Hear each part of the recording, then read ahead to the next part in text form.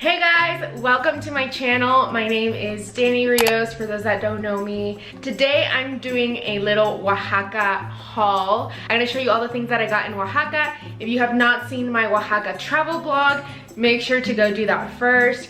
It was so fun. It's actually one of my favorite trips I've taken so far in 2020 here in Mexico. I feel like there was so much culture there. The food was amazing. Like, I truly experienced and learned a lot from that trip. So definitely go check that vlog out and then come back to this haul. I've been saying it, I feel like this is total bucket list place that you must go in your life, especially if you really like Mexican culture. I feel like you'll really find that there. So these are just some of the stuff that I got on the different tours that I went to. Definitely, if you do go to Oaxaca, check out those tours, because I would have never gone there if it hadn't been for the tours. So if you guys are ready, let's do this.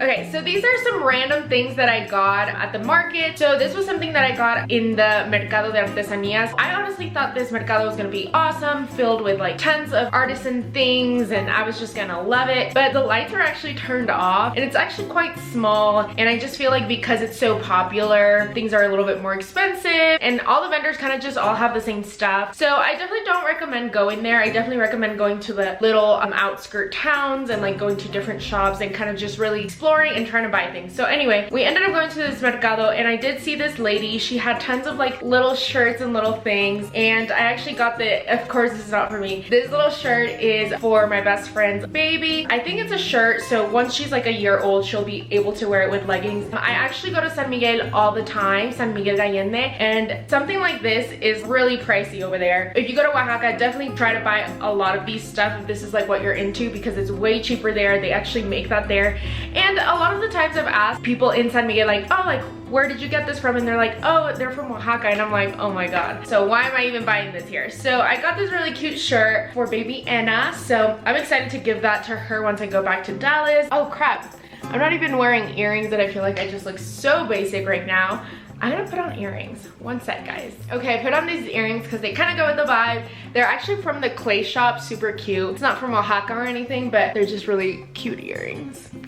One of the places that you have to go when you go to Oaxaca is called Chocolate Mayordomo. So this place has like, I think it's a restaurant, but also you can just go in and get like a little chocolate. I got like a cold chocolate, and it tasted like chocolate abuelita, but 10 times better because everything there is natural, and they have like their own cocoa. So it's really cool. Definitely go check that place out. So they have like these that you can take home. So I actually haven't made it yet because I wanted to show it to you guys first on the video, but it is just like a block of chocolate, kind of like chocolate abuelita, but it's more homemade. I'm really excited to make this because we were walking before we went to Mercado de Artesanías, and we walked and saw one, and I was like, guys, we have to go here. And like we went and we tried a cold chocolate, and it was just so good. So I'm really excited to make this. Definitely check that place out if you're there. There's like tons of them around town. So I'll probably make this sometime later. It's 100% natural chocolate. Now, one of the tours that I went to that was the Mezcal tour, which was with Coyote Aventuras, and we actually stopped at a textile house where like they make all sorts of rugs and things, and they dye their own wool, and that is where I got these coasters that I am completely excited about. I absolutely love this, and I just love the neutral colors. I think they're so cute. They had like sets of 4 that were like all the same, or they had like a section where you could just pick random ones. So I got different ones because I just thought like it was cool to have different ones. They actually dye all their wool there with natural dyes. It was so amazing because I was like, how would you even know that that like had that color? Because it looked like little white stones, but once you mashed it up, it became like a blue powder, or I think it was a red powder. I can't remember which one it was, but I thought it was just so cool to see like them dyeing everything with natural stuff, like literally like plants, rocks, all sorts of things. All of this that I'm talking about is actually in my vlog. Like you can see them,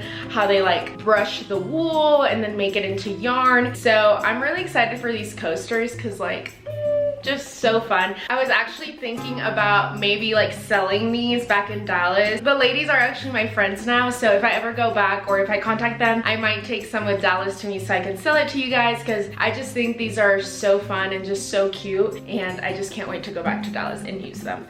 So that was product number 3. Now this is something that I just got on the airport. I was just like bored and ended up getting it. I haven't tasted it. Well, I did try it at the airport, but this is crema de mezcal. mezcal. So this is like a mezcal cream, and I got the coffee flavor, and apparently you just drink it like this, like you don't mix it into anything, which I thought was kind of cool, but I still have to yet to try this out. They had all sorts of different flavors. I bought this because I was bored. So now on our mezcal tour that we did, which was so fun, we like ended up going to the agave fields, like riding around the agave fields in a bike, like so much nature. It was like in the mountains. I feel like my description is never gonna be up to par to like what the experience was, but it was really fun just to see the agave fields and then to go to like where they actually like smoke the agaves and mash them up and ferment them and all that. That place was actually where they do all that. It's called Tierra de Jaguar, and this was actually a gift that the host gave us. He was so kind. He taught us everything like about mezcal and just like the process of mezcal. We had like a little tasting at his place, and he had all these different bottles and got to taste all of them. This was my favorite because it just had like a honey hint or like a honey tone in it, and I was just like, oh my god, that is so good. And he was like, yeah, that's also like the most expensive bottle because apparently it has a type of agave that's like grown for like 20 plus years. So it's a mix of espadín, which is like pretty popular, and then a mix of tepestate, which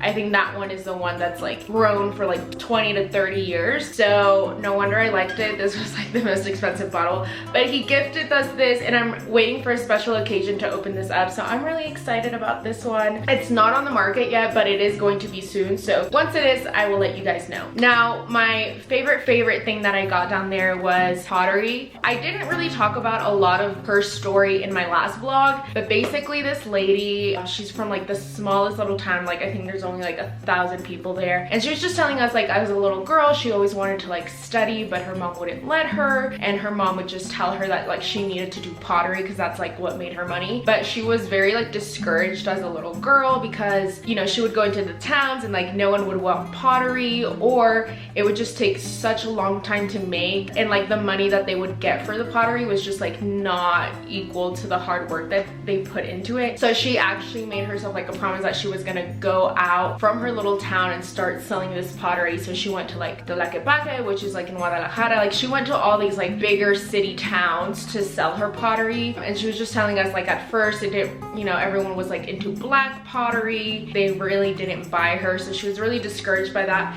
But she was telling us like her whole life story, and it was really inspiring. She was like one of the first people to like sell pottery from her town, but also she was telling us that whenever she went to the outskirts and went to different cities, she was really judged by her community, and like her family was really judged because women just didn't go out of the town. So anyway, she had to like go through all these obstacles, and then like this guy that was researching pottery ended up learning so much from her, and he's kind of the one that introduced her to like the world and everything that they were doing in that town. And like now she's like been at the MoMA museum, she has like articles in the New York Times, she's in tons of books. So her story is like so inspiring. So seeing her make this pottery like right in front of my eyes and telling us like they climb up these mountains or like in the mines to get the red pottery. The red pottery is not what it's made out of, but the red pottery is like the paint that they put on it. So the red clay, they just use it to kind of like paint the pottery. It's so high up, like donkeys can't go up there, so they can't bring down the supply, so they have to like go on foot and bring it on the racks.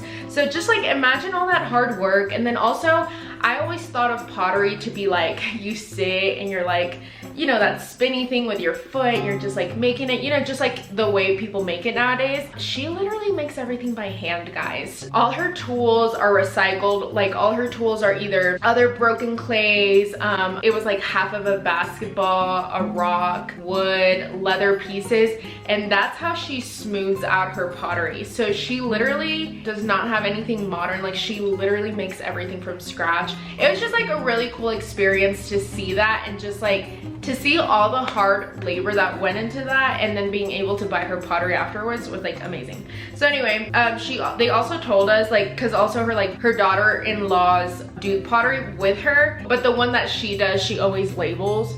So I don't know if you guys can see, it's like really tiny, but if she makes it, she marks it. So Macrina, and then I forgot what her last name is, but she marks it. So when you go into her little pottery store, you can pick out stuff and then you can see if she made it. It was really funny because like the daughter-in-law, like we picked up a piece that we really liked, and then the daughter-in-law was telling us that if she made it, it has the MM, and the piece that we got didn't have the MM. So she was like, do you still want it? We were like, Like we didn't want to be rude because like, you know, it's all the same quality, but we kind of wanted the one with hers. But anyway, we ended up buying anyway. I got this like small one, maybe for like, I don't know, maybe like pico or like a salsa. This would be cute. And then I got this for maybe when I like want to serve like potatoes or serve some kind of side dish. I thought this was like really adorable. I got 2 sets of these, but one of them I'm using currently. So these are just like small plates, and then this one is, these are just bigger versions of the plates.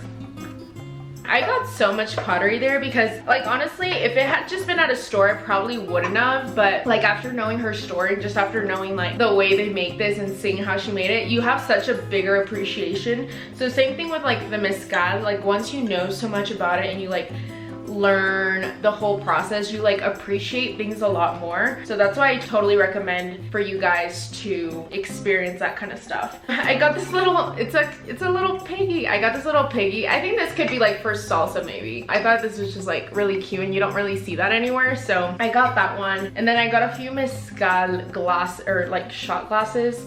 These have like a face on them, which I thought was really unique. And then these also have a face on them, but they're a little bit smaller. And so I will be serving my mezcal in these because I think they're just so cute. And then I got some bigger ones for, these are both made by her. And then what she was making in front of us while she was telling her story was a comal, which is very thin and make your tortillas on here. So I wanted to get this, so like maybe one day I will make my own tortillas, maybe, and then I can cook it on here. But it's really cool. Like she showed, like guys, like she literally made like a clay cone and was like turning it around on this like rock, and she like smoothed it out with leather, and like she made this from her own 2 hands without any real tools besides like the recycled ones that she had. She was telling us that if pottery has like these kind of stains, that means it's like gonna last really long and it's just like not gonna break at all. So also at the Mercado de Artesanías where I got the little shirt, I also got this bag, which I thought was really cool. It's very colorful, it's kind of scratchy, but I thought it was just cute. Like maybe, I mean, I really don't know what I could put in here, but maybe for like a beach trip, this would be cute. I'm planning on going to one in a month, so maybe I'll take this. I thought it was just like cute. It could even look cute for like little small groceries. I don't know. I just thought it was really colorful and I haven't really seen anything like this before, so that's where I got it. And yeah, also on the street I got this other bag, which I was kind of sad because later on I saw like better looking ones, but it's still cute. Okay, so this is also kind of like a beach bag. I feel like I would take this to the beach. This one was so cute, and I got this bag and I thought this was like really cute.